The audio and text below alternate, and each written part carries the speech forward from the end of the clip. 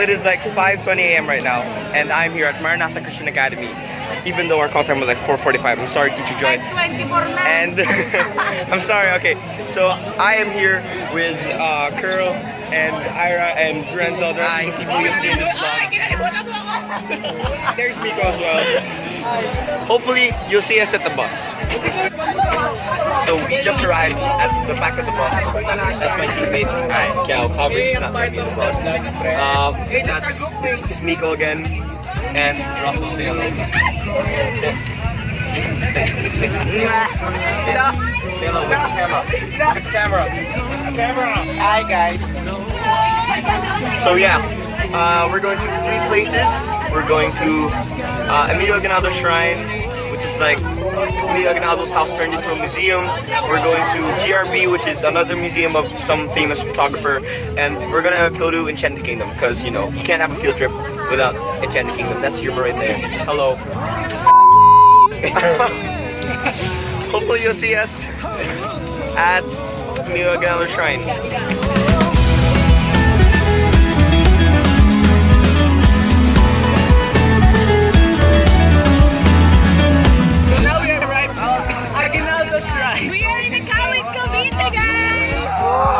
Yes, I'm so excited. English! So as you can see, the house is so elegant. It's simple but elegant. Oh, simple but elegant. Yes. So I just overheard in the bus that that tower was just built recently, you know. It was not really built originally with the house, but yeah, it's recently. Let's go! So hey guys, the Emilio F. Aguinaldo Shrine is a national shrine located in Kawit, Cavite in the Philippines, where the Philippine Declaration of Independence from Spain was declared on June 12, 1898. To commemorate the event known as Araw ng Kalayaan or Independence Day, a national holiday, the Philippine flag is raised here by top government officials on June 12 each year. The house is now a museum. Girl, tell me a random fact about Aguinaldo that you know. Hello. Aguinaldo is this. A national shrine. Aguinaldo. Hello guys, so we are here outside of Emilio Aguinaldo Shrine. So we are waiting for The other students, yes, to finish. So there's a big line up here. It was a great, beautiful place for Yes. You know, Russel, this pavilion is just like the one in... Maranatha Christian Academy. Yes! Woo! Now accepting senior high school. So teacher feeds as an AP teacher, araling panlipunan teacher. What can you say about the Aguinaldo Shrine? Actually, hindi in line to sa economics. Pero since it's my first time, nakikita ko na napakaganda talaga ng mga historical architectural design sa ating bansa.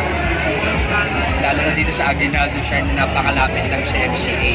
So, yun, kahit nakaminit yung ulo ko kanina, hindi ko alam kung lalamig yung ulo ko sa loob dahil balita nila, napakalamig daw sa loob.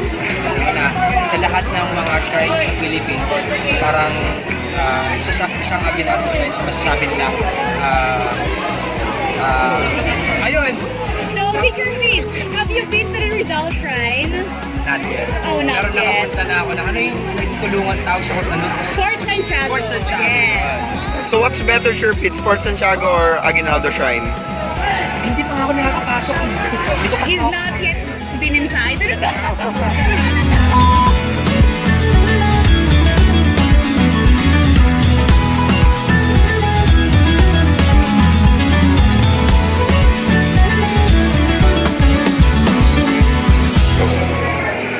So Airah, while we're inside, can you tell some facts about the shrine?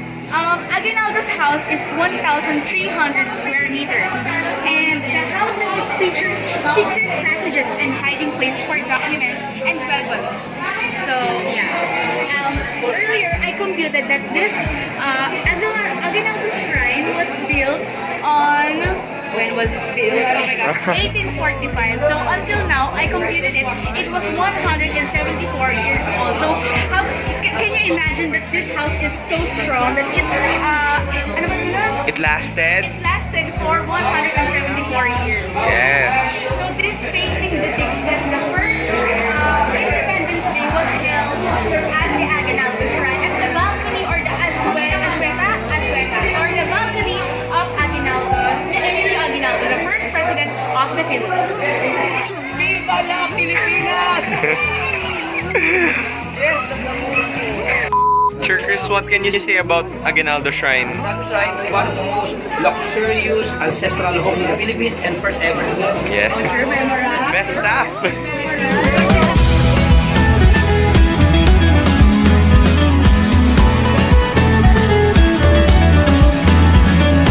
So we are here in the east wing of Emilio Aguinaldo Shrine, where there are the 3 bedrooms of his 3 daughters, and this is So this is the balcony of sinners where the flag was raised. wow, freedom and independence. So as you can see, here in the second bedroom, you can see different portraits of people related to Emilio Aguinaldo, or to be exact, his family. And many different pictures here in the second bedroom of one of his daughters. Fellow vlogger, hello. So like imagine if you're one of Emilio Aguinaldo's daughters and you misbehave, Emilio Aguinaldo is gonna make you clean the house. You see how big this house is?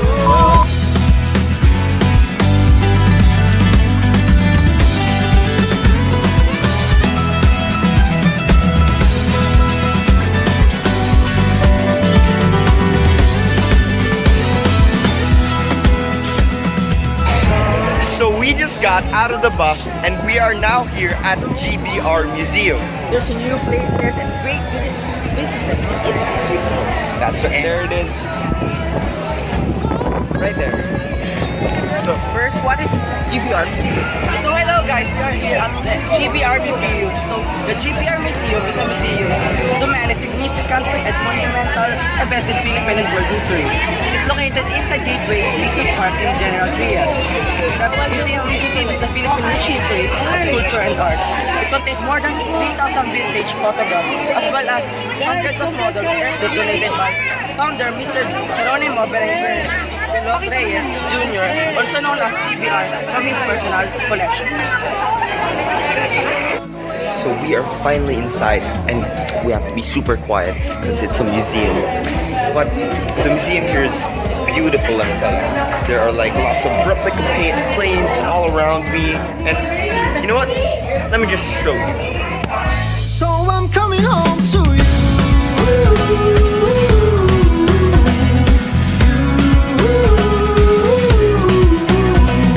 You're all I need, the very air I breathe.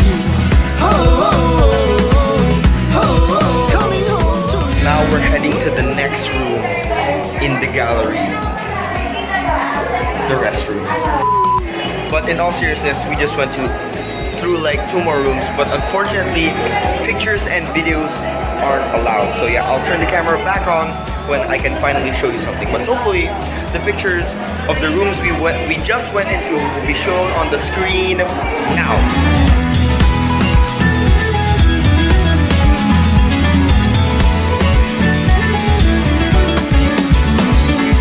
So yeah, those rooms were very beautiful, and let's just continue with the tour.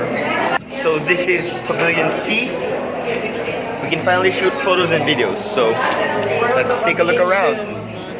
Yeah, well, what's this pavilion? What's this pavilion? It's about World of Aviation. World of Aviation. Aviation. So it's like this for your planes, right? Yep. Let's take a look around the room. Took a morning ride, found a place up in my mind no one else can see.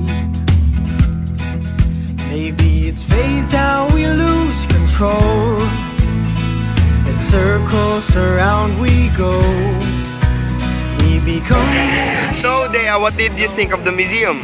So, the museum is great. It's actually good. The pictures and figures are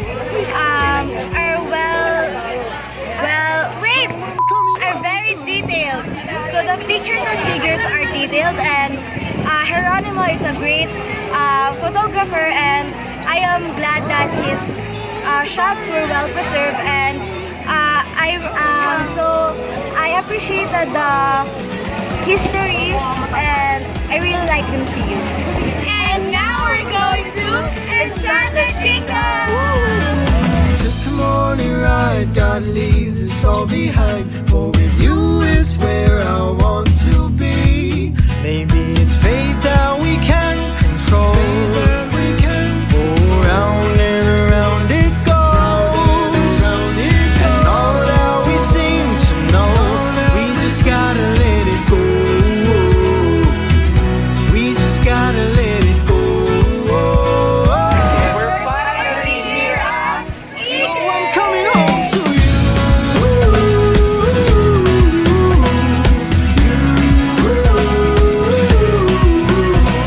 You're all I need, the very air I breathe. You are. Enchanted Kingdom is a theme park located in Santa Rosa, Laguna. It has a land area of 25 hectares or 62 acres. The park is managed and operated by Enchanted Kingdom Incorporated.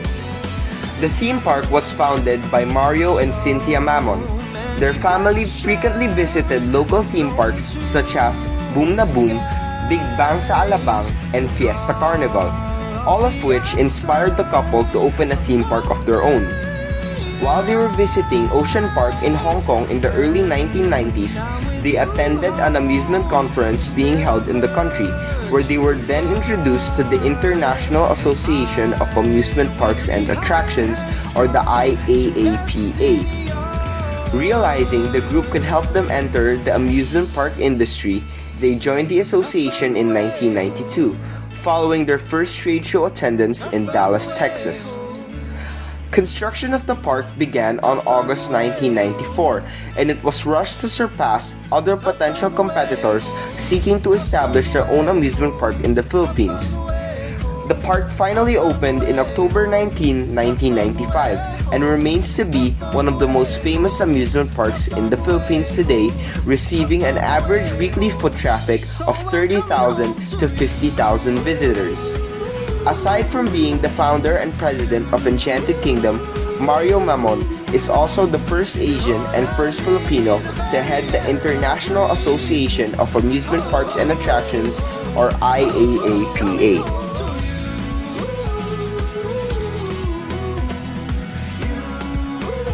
So this educational field trip is really a memorable one, not because it is my last field trip as a junior high student, but because this educational field trip is really educational, because the vlog taught us to be observant of the itineraries we are going through. For example, in the Emilio Aguinaldo Shrine, I learned that so many facts because we were reading in a phone, in a Wikipedia page. So I learned some of its facts, and also it was really jaw-dropping because it is old yet it is still elegant. To think that it really existed years before this year, so it's really a wonderful one to compare with the other shrines here in the Philippines. In the GBR, I learned so many things. For example, it was really jaw-dropping too because I didn't know that there were cameramen in those times. Because, for example, in the war between the American and the Filipinos, it was really I was shocked because there was a cameraman. And in the Enchanted Kingdom, I learned to wait because the lines are so long, and I learned to enjoy and have fun with my friends. So this educational field trip is really a memorable one. So 2019 field trip. Throughout my school years, I've only been to 3 field trips in MCA, but I can say this with confidence that this field trip has been the most memorable. I've learned a lot of things, like when I went to Emilio Aguinaldo Shrine, I've learned a lot about him, things I didn't know. I went to his old house and I've seen all his memorabilia and personal items. It was really cool. I also went to GBR where I saw the world of aviation and the history of planes. I also saw a lot of old vintage photographs of the Philippines that I didn't even know existed. And of course, I went to Enchanted Kingdom because you can't have a field trip without Enchanted Kingdom. Bonding with friends was by far one of the most memorable things in this field trip and one of the best things in this field trip. The second best thing is the educational part of this field trip, because this is the only field trip where I've learned so many things. Partly because, you know, this was a performance task and we are making a vlog just like this right now, but I didn't even feel that we were doing a project because that's how much I enjoyed it. So yeah, I'm really sad that this is my last field trip at MCA, but it was a very memorable. This field trip was so memorable. I've learned a lot of things and histories. Like in the Emilio Aguinaldo Shrine, I've learned that Emilio Aguinaldo fight for our country, the creation of the flag, and a lot of things. I've also learned a lot in the GBR Museum, the creation of planes, the timeline of the planes used by the Spaniards and other colonials. And also at the EK. In the EK, it was so fun and enjoying. Bonding with friends is so memorable. I learned a lot of things there, and Also in EK. Also in EK. Go. And also in EK, I've learned a lot of things. Bonding with friends was so memorable. I share all my memories with them, and that's all. So the things that I've learned from this field trip is that not all field trips are just about enjoying and having fun, but also it should include learning. So while at GBR, I was really amazed by his shots and his artwork. So the paintings seem so realistic and the figures were so good, and I enjoyed looking at it. So I am really happy that he has preserved his shots, and now we can finally enjoy looking at it. So while at Enchanted Kingdom, I learned how to have patience in falling in line because the lines were too long that it will take you 2 to 3 hours to finally get into the ride that you want. So I also learned how to be honest in falling in line, and so that's why I really enjoyed this field trip, and I can say that this is one of the most memorable field trip that I've been to. Trip review, Field Trip 2019. This field trip is so memorable, and this is the most amazing field trip I've ever been to in my entire high school life. So, GBR. I learned so many things in GBR, like the history of the Philippines, the old look of Manila, the old look of everything in the Philippines, and the war, specifically World War II, World War I, and the things that they used as weapon or machinery in the war. Emilio Aguinaldo Shrine. Emilio Aguinaldo Shrine is so amazing, it's so cool because the architecture of Aguinaldo's house is so classic and it's so simple, and I learned that Emilio Aguinaldo is I don't know if I have the right to say this, but Emilio Aguinaldo is kind of a traitor, but he did something good in Philippines. But yeah, so in Enchanted Kingdom, this is the most wonderful place in this entire country, which is Philippines, and my favorite ride actually is Space Shuttle because it's so thrilling and suspenseful and amazing. That's all. So what have I learned in this field? So this field trip is one of the most fun and memorable experiences this school year 2018 and 2019. What I've remembered is the GBR Museum, the different types of educational content that we learned there, just like one of my passions, which is aviation. So I learned the different types of planes, the different types of the history of planes, and the different types of histories and the histories here in the Philippines. So one is the Aguinaldo Shrine. So we've seen the different types of relics, different types of relics in the Aguinaldo Shrine, and I've learned many things about Emilio Aguinaldo himself. So the final place that we went to is Enchanted Kingdom. So Enchanted Kingdom has been a very fun experience, especially the rides that we went through, the fun times that I had with my classmates. Thank you. Hello guys, I'm here again. This field trip was, enjoyable, remarkable, memorable, amazing. For our first destination, Emilio Aguinaldo Shrine, amazing house, Old house, jailbreaking. GBR, supersonic plane. Supersonic civilian plane. EK, enjoyable, funny K. You know, the enjoyment, the fun, the bonding with my friends. You know, there's space shuttle, you know, flying fiesta, jungle long jump, you know, so many rides that you can feel the thrill, you know, the enjoyment, and so that our field trip was amazing, bro. What I learned in Field Trip 2019. It was so much memorable because I did join it. You guys can join it. You guys can spell 1-5.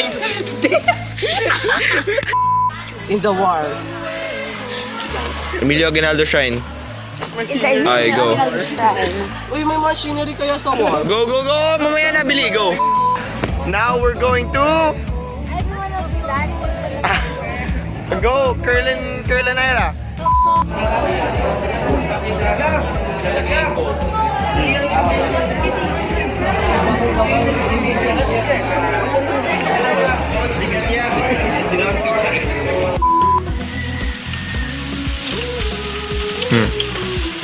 So this Hi vlog. Aguinaldo is... Oh, yes, sir, English on. So, Jervis, as an AP teacher, what can you say? Oh my God. What's happening?